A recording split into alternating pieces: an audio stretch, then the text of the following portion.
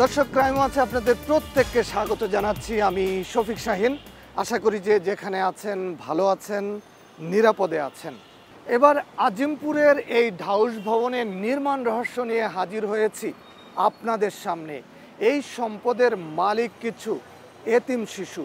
সেই এতিমদের সম্পদ চোরে চোরে মাস্তুতু ভাইয়েরা হাতিয়ে নেওয়ার জন্য কি আয়োজন করেছিল, সেই সম্পদ আবার কিভাবে এতিম শিশুদের কাছে ফেরত আসলো তুলে ধরছি সেই গল্প। তবে এই আজিমপুর এতিমখানায় যে সমস্ত শিশু কিশোর বসবাস করছে, আসুন জেনে নেই সবার আগে তাদের জীবনের গল্প। জান্নাত ও তানজিল ভাই বোন, তারাও অন্য ৮-১০টি শিশুর মতো বেড়ে উঠছিল মা বাবার কোলে। তাদের মা বাবা শামসুল হক রোজিনা দম্পতি ছিলেন কর্মমুখী মানুষ। কর্মের সন্ধানে শামসুল হক কিশোরগঞ্জ থেকে নরসিংদী আসার পর পরিচয় হয় রোজিনার সাথে। তারপর বিয়ে। কোল জুড়ে আসে দুই শিশু সন্তান জান্নাত ও তানজিল। পৈতৃক বাড়ি কিশোরগঞ্জ থেকে নরসিংদী ফেরার পথে সড়ক দুর্ঘটনার শিকার হয়ে মারা যান শামসুল হক রোজিনা দম্পতি। বাবা মাকে হারানোর ভয়ঙ্কর দৃশ্যটা এখনো চোখের সামনে ভাসে জান্নাতের। তারপর থেকে এতিমের খাতায় নাম উঠল জান্নাত তানজিলের।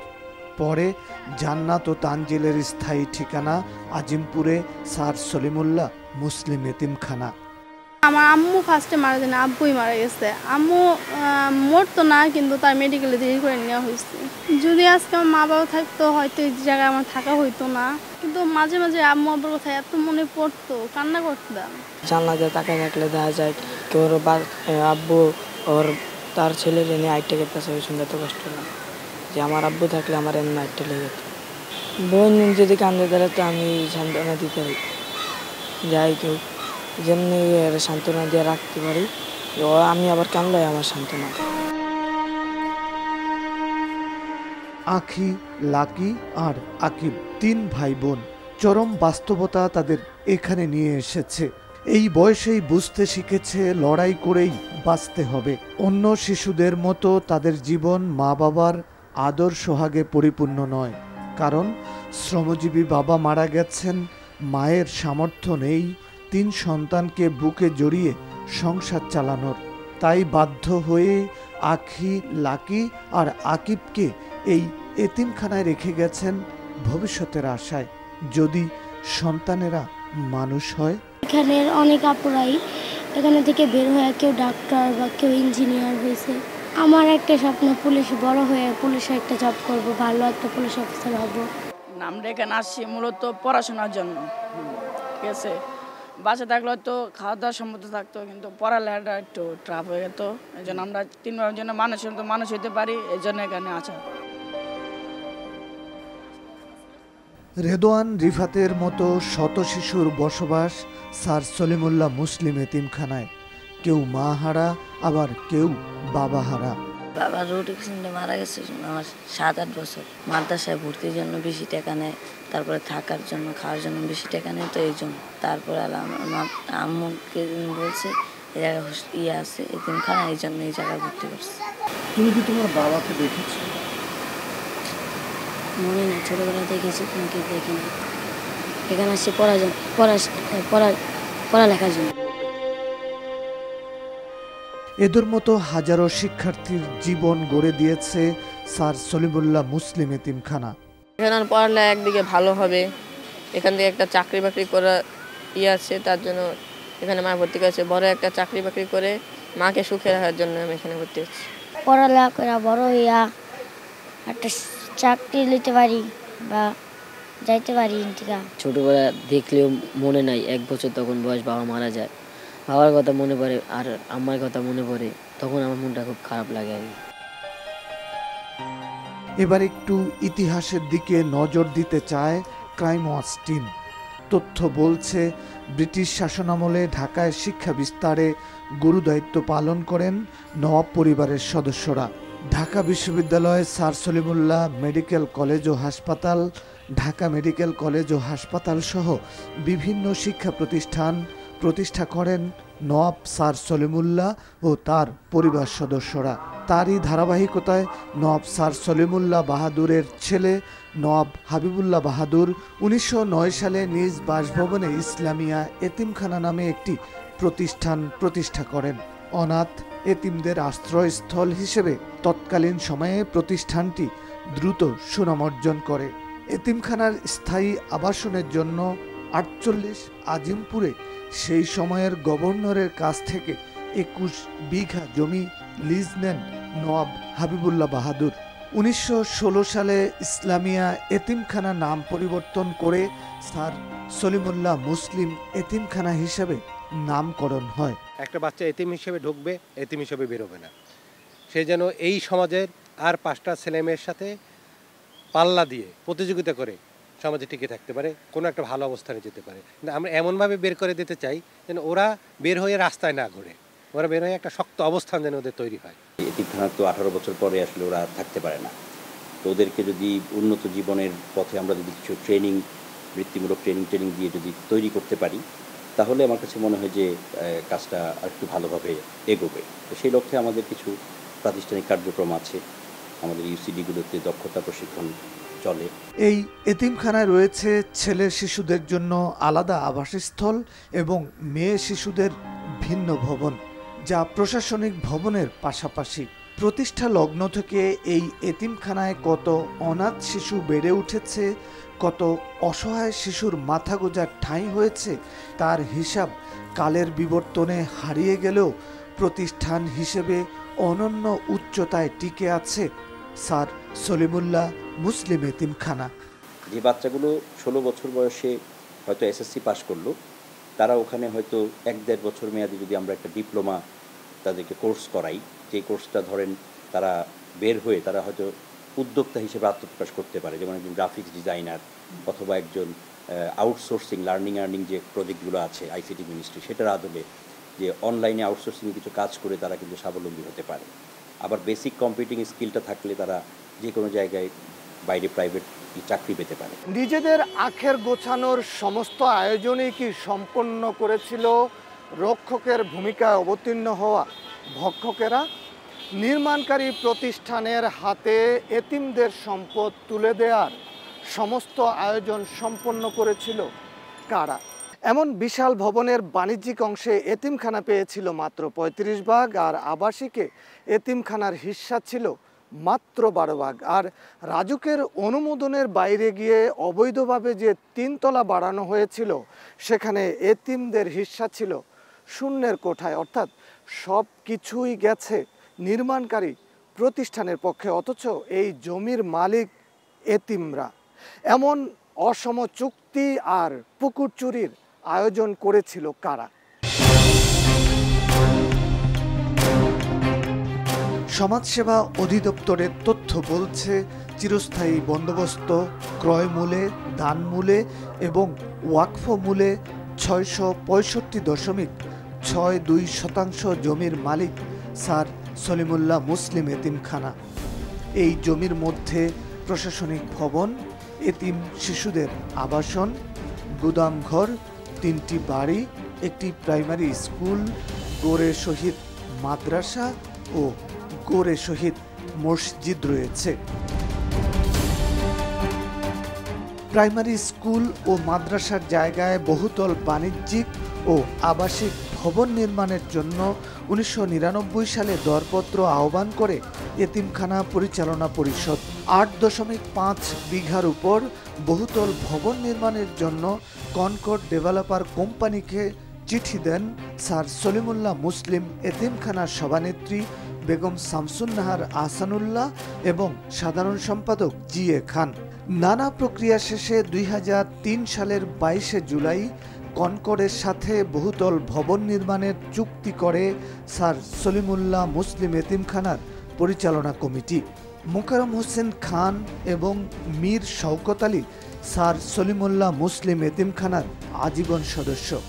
এ দুজন পর্যায়ক্রমে কনকর্ড গ্রুপের ব্যবস্থাপনা পরিচালক হিসেবে দায়িত্ব পালন করেন। স্যার সলিমুল্লাহ মুসলিম এতিমখানার পরিচালনা কমিটি এবং কনকর্ড গ্রুপের মধ্যে যে চুক্তি সম্পন্ন হয় সেখানে 6 তলা পর্যন্ত বাণিজ্যিক অংশে এতিমখানা পাবে 35 ভাগ আর নির্মাতা প্রতিষ্ঠান বাকি 65 ভাগ। 7ম তলা থেকে 15 তলা পর্যন্ত আবাসিক অংশের 88 ভাগ পাবে কনকর্ড গ্রুপ আর জমির মালিক হিসেবে এতিমখানা মাত্র 12 ভাগ।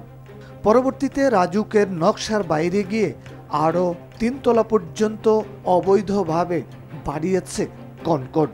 প্রতিবাদকারীরা বলছেন সেই 3 তলার পুরো অংশই কনকর্ডের। এমন চুক্তিকে অসময় হিসেবে দাবি করছেন এতিমখানার সাবেক শিক্ষার্থী, তাদের আইনজীবী ও প্রতিষ্ঠানের প্রশাসক। এই ধরনের রেশিও তো এটা নজিরবিহীন, এটা আমাদের দেশে এটা নজিরবিহীন। এটা তো ভয়ঙ্কর পুকুর চুরির মতো অবস্থা, ভয়ঙ্কর প্রতারণা। এতিমখানা এবং ডেভেলপার কোম্পানি এই বিল্ডিংটাকে পরিচালনার জন্য তারা আলাদা একটা ম্যানেজমেন্ট কমিটি করবে। তাহলে বিষয়টা দাঁড়ালো যে পুরো বিষয়টাই কিন্তু কনকর্ডের কাছে চলে গেল। একে তো হচ্ছে রেশিও 12% দিবে এতিমখানাকে, আবার ওই 12%ই এতিমখানা পাবে কিনা সেটা নিয়েও শঙ্কা আছে। আর তারা যদি এটা করতে পারতো তাহলে আরও 6.5 বিঘা জায়গা, অর্থাৎ এতিমখানার যে মেয়েদের হোস্টেল আছে, অফিস প্রাঙ্গণ আছে, মসজিদ আছে, এগুলো সব ভেঙে তারা আরও 3টা প্রজেক্ট তারা করতো। কমিটির প্রেসিডেন্ট ছিল বেগম শামসুন্নাহার। যখন ডিডটা হয় তখন হচ্ছে তার মানে মা ছিল হচ্ছে প্রেসিডেন্ট, ছেলে ছিল সেক্রেটারি, আচ্ছা জয়েন্ট সেক্রেটারি, আর সেক্রেটারি ছিল জিয়া খান। 2 বিঘা জমির উপর বিল্ডিং উঠবে ঠিক আছে, কিন্তু চুক্তি হয়েছে 8 বিঘা জমির উপরে। তাহলে 8 বিঘা হচ্ছে এতিমখানার যে মেয়েদের হোস্টেল প্লাস অফিস, বাগান বাড়ি সব সহ। কোথাও আপনি এরকম কোনো নজির হয়তো পাবেন না যে জমির ওনার অনলি 12% শেয়ার পায় আর ডেভেলপার 88% পায়। এটা একদম ক্লিয়ার যে এটা অসম চুক্তি ছিল। এবং সেখানে কিছু আমি যতটুকু দেখেছি আর কি ডকুমেন্টস, যে সেখানে কিছু স্বাক্ষরও জালিয়াতি করা হয়েছিল আজীবন সদস্যদের। এতিমখানা গভর্নিং বডির একটা মিটিং দেখিয়ে তারা এখানে একটা বিল্ডিং তৈরি করা শুরু করে। এই জমিটি তো সরকার এটা এতিমখানার জন্য দিয়েছে এবং স্পেসিফিক্যালি বলা আছে যে এখানে এতিমখানা ছাড়া আর কোনো পারপাসে এটাকে ব্যবহার করা যাবে না। এবং এর সাথে আরেকটা যেটা জিনিস এখানে জড়িত হলো সেটা হচ্ছে যেহেতু সরকারের জমি, যেহেতু এখানে ওনারা অ্যাপার্টমেন্ট করেছেন, অ্যাপার্টমেন্ট করলে আপনারা জানেন যে জমির মালিকানা যে অ্যাপার্টমেন্ট কিনছেন তাদের কাছে চলে যায়, তো সেটাও সম্ভব নয়। Land owner to developer 50-50 ratio থাকে। অনেক সময় দামি প্রপার্টি হলে 60% পর্যন্ত ল্যান্ড ওনার পেয়ে থাকে। বাট এই একটা জায়গায় আমরা দেখলাম 35, এরপরে 6 তলা থেকে মাত্র 12% ল্যান্ড ওনার পাবে এবং 15 তলা থেকে 18 তলা পর্যন্ত ল্যান্ড ওনারের কোনো অস্তিত্বই নেই। আপনি 2 বিঘা সম্পত্তি, দ্যাট ইজ 40 কাঠা সম্পত্তি। আপনি 40 কাঠা সম্পত্তিতে অ্যাডভান্স মানি হিসেবে যদি 10 লাখ টাকা করেও ধরেন তাতে 4 কোটি টাকা হয়। আপনি দিলেন মাত্র 30 লাখ, তাহলে কি দাঁড়ালো যে আপনি নামমাত্র মূল্য দিয়ে প্রপার্টিটাকে গ্র্যাব করতে চাচ্ছেন। চুক্তিকে অসম উল্লেখ করে বিভিন্ন সময়ে গণমাধ্যমেও সংবাদ পরিবেশন হয়েছে। তত্ত্বাবধায়ক সরকারের আমলে গঠিত তদন্ত কমিটিও অস্বচ্ছ ও পরস্পরের যোগসাজশে ব্যক্তিগতভাবে লাভবান হওয়ার প্রমাণ পায়। সে অনুযায়ী দায়ী ব্যক্তিদের বিরুদ্ধে ব্যবস্থা নেয়ার সুপারিশ করে তদন্ত কমিটি। কিন্তু সেই সময়ে স্যার সলিমুল্লাহ মুসলিম এতিমখানা পরিচালনা কমিটি কোনো ব্যবস্থাই নেয়নি। এই যে এতিমখানার যে দুর্নীতিটা হইল, এই দুর্নীতির জন্য আমরা তোমাকে মামলা করলাম। এইটা তদন্ত ভার দেওয়া হলো কাকে? ওই সানি সাহেবকে, এতিমখানার মানে সভাপতি, তার ডাক নাম হচ্ছে সানি সাহেব। এখন তাকে যে দায়িত্ব দিল, সে তো রানিং প্রেসিডেন্ট, সে একটা চুরি করছে বা তার কমিটি মিলে একটা চুরি করছে, দায়িত্বটাও তাকে দেওয়া হয়।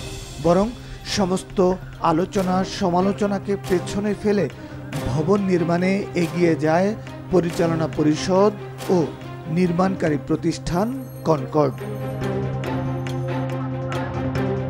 প্রতিবাদেও যখন কাজ হয়নি তখন আইনি পথে হাঁটেন এতিমখানার সাবেক শিক্ষার্থীরা। চুক্তি অবৈধ দাবি করে তা বাতিলের আশায় 2013 সালে হাইকোর্টে রিট করেন এতিমখানার সাবেক 4 শিক্ষার্থী।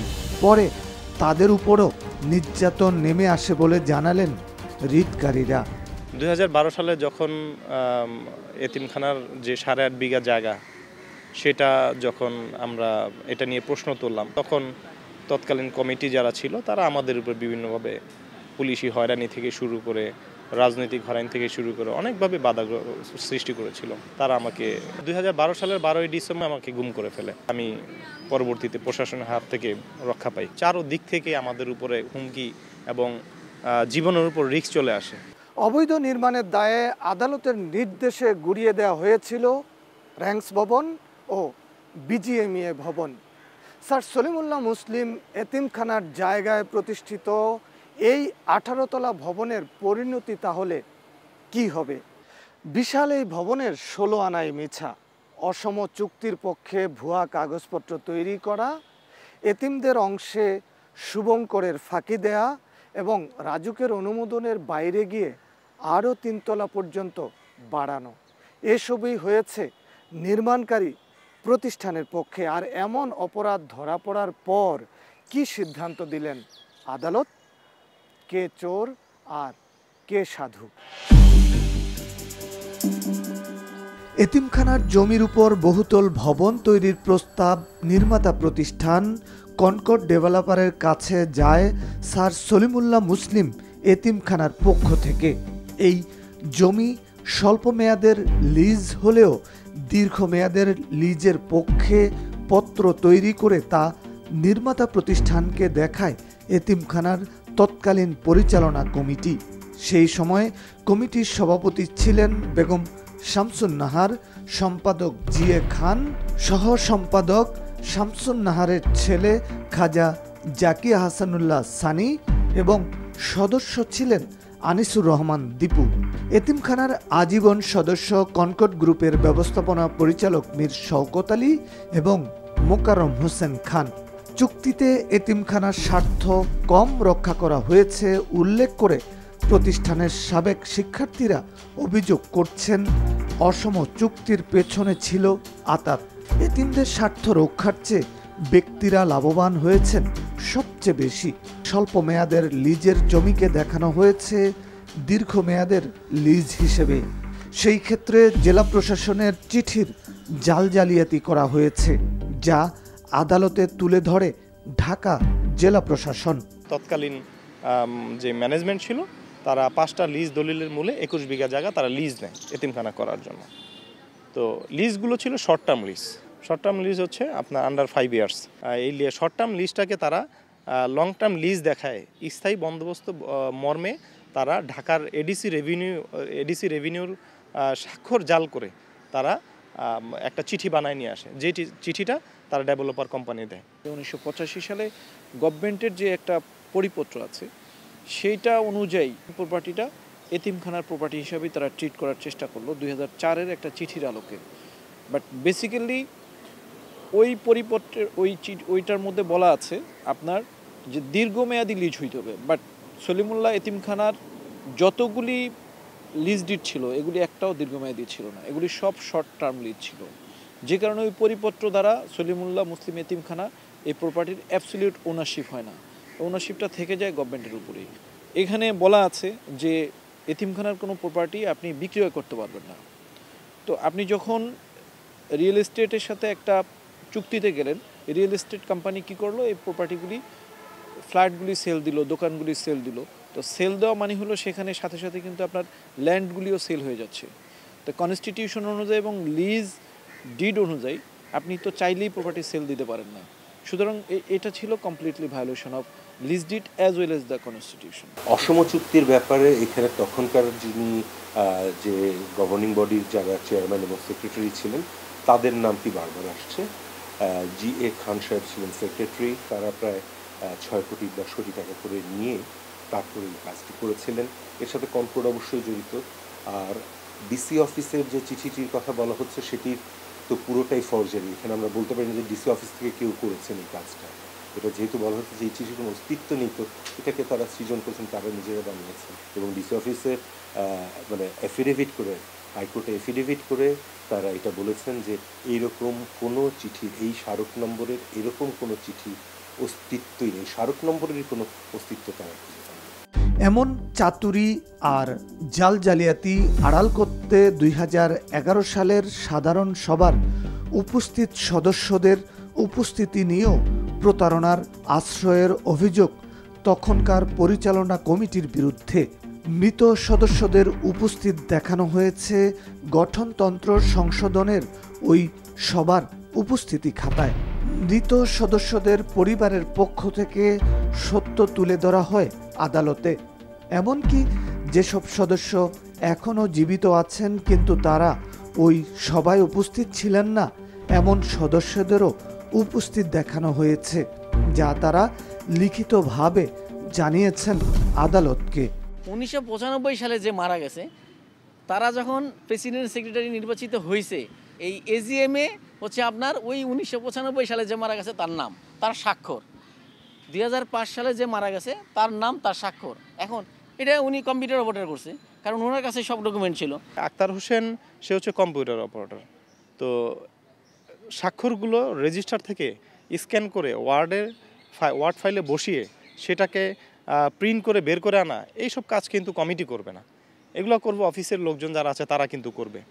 1, 2 হচ্ছে আক্তার কিন্তু সাবেক সেক্রেটারি যে আছে আনিসুর রহমান দীপু, এবং এই কনকর্ডের সাথে যে চুক্তিটা হয়েছে এই চুক্তির সময় আনিসুর রহমান 2003 সালে যে চুক্তিটা হয়েছে 2003 সালে আনিসুর রহমান ছিল ওই কমিটিরই সদস্য ছিল। তো মজার বিষয় হচ্ছে যে আক্তার হোসেন সে আনিসুর রহমানের অফিসেই এখনো সে চাকরি করে। এতিমখানার পক্ষে ভুয়া কাগজপত্র তৈরি করে নির্মাতা প্রতিষ্ঠানের সাথে চুক্তি করায় সেই চুক্তি বাতিল হয়ে যায় আপিল বিভাগের আদেশে। এমনকি অবৈধ চুক্তির ভিত্তিতে যে ভবন তৈরি হয়েছে সেটিও এতিমখানার অনুকূলে থাকবে বলে রায় দিয়েছেন আপিল বিভাগ। প্রপার্টিটা যদিও বিল্ডিংটা করেছে কনকর্ড, বাট এটা হাইকোর্ট ডিভিশন টোটালটা কনফিসকেট করেছে, বাজেয়াপ্ত করেছে এতিমখানার অনুকূলে। তার মানে বিল্ডিংটা এখন এতিমখানার সম্পদ। এটা এপিলেট ডিভিশন থেকেও এইটাই বহাল আছে, এটার ভোগ দখলে থাকবে এতিমখানা। এখানে খুব বড় রকমের জালিয়াতি হয়েছে এবং এটি এতিমদেরকে ডিপ্রাইভ করার জন্য কন্ট্রোল তাদের ল্যান্ড গ্র্যাবিংয়ের এই কাজটি করেছে। নিয়ম অনুসারে জমির মালিক 60% এবং ডেভেলপার কোম্পানি 40% পাওয়ার কথা, এই যে কথা, কিন্তু কমিটির সভাপতি কারসাজিতে এইদিকে এতিমদের ঠেকানো হচ্ছে। চুক্তি যে কোনোভাবে হইতে পারে, অসঙ্গতি হলে ন্যায় নীতির ভিত্তিতে, আলাপ আলোচনার ভিত্তিতে এইটা সঙ্গত পর্যায়ে নিয়ে আসা যাবে। তখনকার পরিচালনা পরিষদের যোগসাজশে এমন চাতুরীর কাজটি করেছেন স্যার সলিমুল্লাহ মুসলিম এতিমখানার কম্পিউটার অপারেটর আক্তার হোসেন, এমনটি দাবি করছেন রিটকারীরা। যদিও আক্তার ক্রাইম ওয়াচ টিমের কাছে নিজের জড়িত থাকার বিষয়টি অস্বীকার করে দাবি করেন যা অনিয়ম হয়েছে তা করেছে পরিচালনা কমিটি। তখন মনে করেন 15 সদস্য কমিটি ছিল, ওনারা তো অনেক বিষয় এই জায়গায় ইয়েও করে, ওনারা বাইরে থেকে ইয়ে করছে। আমাদেরকে তো সব কিছু কোনো সময় সব কিছু বলেও না, প্রতিষ্ঠান থেকেও অনেক কিছু করেও না। কনকর্ডের বিষয় তো তারা এই জায়গায় কোনো কিছু। পরিচালনা কমিটিতে থেকে এতিমখানার স্বার্থ সংরক্ষণ না করে কেন নির্মাতা প্রতিষ্ঠানকে ভবনের সিংহভাগ দিয়ে দেয়া হলো সে বিষয়ে জানতে crime watch team Begum Shamsun Nahar ও খাজা জাকি আহসানুল্লাহ সানির গুলশানের বাসায় যায়। সানি বিদেশে আর শামসুন নাহার অসুস্থ বলে জানান বাড়ির নিরাপত্তা কর্মী ও তত্ত্বাবধায়ক। ওনার শরীর উইক, অসুস্থ, ইভেন হলো কি করে উনি কথা বলার মতন পরিবেশ নাই। আর আপনি ওনার ছেলের সাথে কথা বলতে চাচ্ছেন, উনি দেশে নাই, দেশের বাইরে। 2003 থেকে 2014 সাল পর্যন্ত ঘুরে ফিরে বিভিন্ন গুরুত্বপূর্ণ দায়িত্ব পালন করেন জাকি আহসানুল্লাহ সানি এবং আনিসুর রহমান দীপু। মোবাইল ফোনে যোগাযোগ করা হলে সরাসরি সাক্ষাৎকার দিতে অপারগতা প্রকাশ করেন আনিসুর রহমান দীপু। বহুতল এই ভবনে শত মানুষ দোকান এবং ফ্ল্যাট কিনেছেন। ভবন বাজেয়াপ্ত করা হয়েছে এতিমখানার অনুকূলে। প্রশ্ন, ওই দোকান মালিক এবং ফ্ল্যাটে বিনিয়োগকারীদের কি হবে? এখান থেকে টাকা যদি কিছু নিয়ে থাকে সেটা নিয়ে থেকে কনকর্ড, সুতরাং কনকর্ডের রেসপন্সিবিলিটি হলো সে যাদের কাছ থেকে টাকা নিয়েছে তাদেরকে টাকা বুঝিয়ে দেওয়া। ফ্ল্যাট মালিকদের পক্ষে আইনি লড়াইয়ে অংশ নেয়া ডক্টর এম খালেদ আহমেদের আশা কনকর্ড বঞ্চিত করবে না তাদের। আমরা কমিটমেন্ট আছে আমাদের কিছু, তারা কম্পেনসেট করবে, তারা কিছু ইতিমধ্যে অলরেডি করে ফেলেছে, অনেকেরই কম্পেনসেট করছে, আংশিক কিছু কমিটমেন্ট দিছে, হওয়ার পথে আছে। দোকান মালিক ও ফ্ল্যাট মালিকদের অন্য প্রকল্পে একীভূত করার পাশাপাশি যারা ভুল তথ্য দিয়ে এত বড় বিনিয়োগ ক্ষতিগ্রস্ত করল তাদের বিরুদ্ধে আইনানুগ ব্যবস্থা নেয়ার কথা ভাবছে Concord. It has gone down the drain. তো এই যে precarious situation, এই যে suffering, এই যে loss, তার টোটালটা কিন্তু is attributable to a fraud and forgery and misrepresentation by the orphanage. আমরা আদালতে যাওয়ার পরে প্রথম যেটি জানতে পারলাম সেটি হচ্ছে ডিসি অফিস একটি এফিডেভিট জমা দিলেন মহামান্য হাইকোর্ট বিভাগে, জমা দিয়ে বললেন যে এই ধরনের কোনো চিঠি ওনারা ইস্যু করেননি। যারাই এটি এডিসি রেভিনিউয়ের অনাপত্তিপত্র বলে আমাদের হাতে তুলে দিয়েছে এই চিঠি, তাদের বিরুদ্ধে অবশ্যই আমরা আইনগত ব্যবস্থা নেব। যারা দায়ী মনে করবো, কনকর্ডেও মনে করতে পারি, আবার পাবলিক ইন্টারেস্ট লিটিগেশন যদি তারা আমাদের উদ্দেশ্যমূলকভাবে করে থাকে তাদের বিরুদ্ধে। 18 তলা এই ভবন এতিমখানাকে বুঝিয়ে দেওয়ার পাশাপাশি অসম চুক্তির পেছনে যারা, তাদের বিরুদ্ধে আইনানুগ ব্যবস্থা নেওয়ার নির্দেশ আদালতের। আদালতের রায়ে যারা দোষী সাব্যস্ত হয়েছে সদস্য তালিকা থেকে তাদের নাম বাদ দিয়ে নতুন সংশোধিত তালিকা প্রকাশ করাও সমাজসেবা অধিদপ্তরের বড় দায়িত্ব। আদালতের রায়ের কপি হাতে পাওয়ার পর সব ব্যবস্থা নেওয়া হবে বলে জানিয়েছেন স্যার সলিমুল্লাহ মুসলিম এতিমখানার প্রশাসক। যারা বিভিন্ন সময় কমিটিতে ছিল, এখন আমরা চূড়ান্ত রায় পাওয়ার পর তাদের নির্বাচনের অংশগ্রহণের যোগ্যতা থাকবে না, তাদের সদস্য পদের বিষয়টাও পুনর্বিবেচনার দাবি রাখে এবং যে আইনি ব্যবস্থা নেওয়ার কথা বলা হয়েছে সেটা ঢাকার জেলা প্রশাসক রায়ের কপি পেলে হয়তো তিনি ব্যবস্থা নেবেন। দর্শক, এই ভবনটি যতদিন টিকে থাকবে ততদিন চোখে আঙ্গুল দিয়ে দেখিয়ে দিবে কাউকে একতরফা ঠকিয়ে পার পাওয়া যায় না। এতিমদের সম্পদ রক্ষা করতে এসে যারা ভক্ষকের ভূমিকা অবতীর্ণ হয়েছিলেন, এবার তাদেরকে আইনের কাঠগড়ায় দাঁড় করানোর পালা। সেই কাজটি করতে হবে ঢাকা জেলা প্রশাসন এবং সমাজসেবা অধিদপ্তরকে। সেদিকে নজর রাখবে ক্রাইম ওয়াচ টিম। আপনিও নজর রাখুন, অপরাধের তথ্য দিন। আপনার পরিচয় গোপন রেখে ক্রাইম ওয়াচ টিম হাজির হবে আপনার দেখানো পথে। মুখোশ খুলব অপরাধীদের। আমাদের সাথে যোগাযোগের ঠিকানা প্রযোজক ক্রাইম ওয়াচ, এনটিভি, বিএসসিসি ভবন, 102 কাজী নজরুল ইসলাম এভিনিউ, কারওয়ান বাজার, ঢাকা 1215। আমাদের ইমেইল করতে পারেন crimewatch@ntbbd.com। এছাড়া ফেসবুকও আমাদের পাবেন, facebook.com/crimewatchntv। এই অনুষ্ঠানটি পুনরায় দেখতে ভিজিট করুন www.ntbbd.com এই ঠিকানায়। আর এনটিভির জনপ্রিয় সব অনুষ্ঠান ও খবরের আপডেট জানতে ভিজিট করুন আমাদের ইউটিউব ও ভেরিফাইড ফেসবুক পেজ।